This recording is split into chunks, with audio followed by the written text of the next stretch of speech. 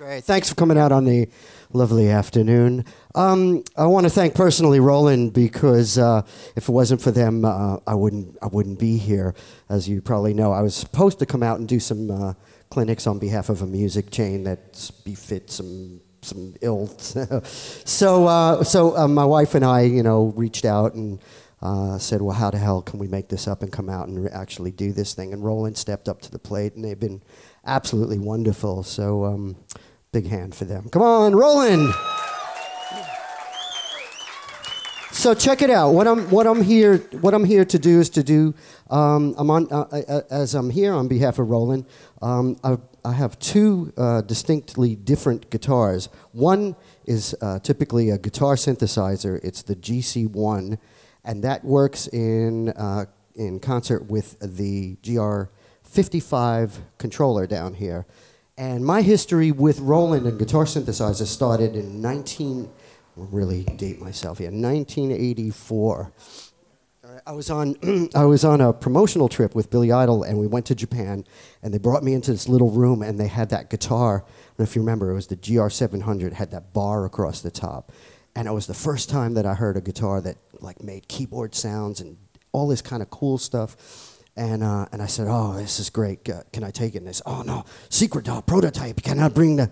And so I said, look, you can't show me this. It's like, you can't just show me this and not let me take it. So we were getting ready to do the Flesh for Fantasy video. So I made a deal with him. I said, I'll put this guitar in the video. You'll sell a ton of them. It'll be on MTV. And that was the first Roland guitar synth that I worked with. And I toured with that for like 4 years. And Roland, every now and again, they step it up. And I've toured. Every tour that I've done with Billy Idol has been with guitar synthesizers. And I do things like string pads and horn samples and it's always been part of my whole thing.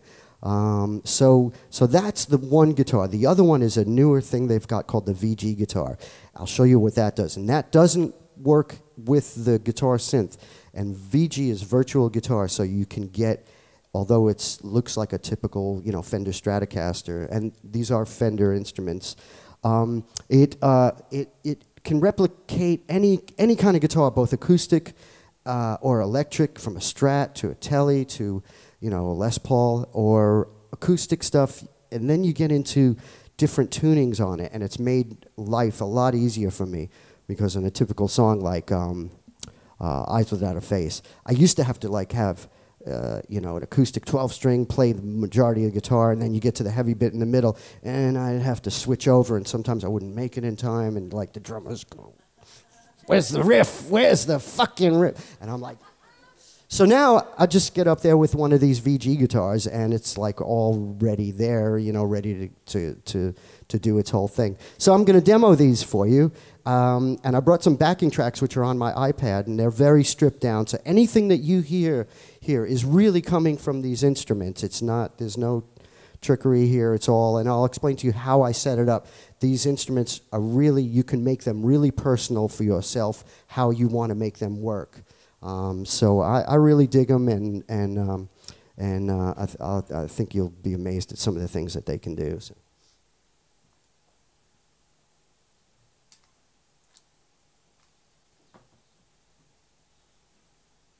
All right, so the first one here is this. This is the GC1. This is the guitar synthesizer. So.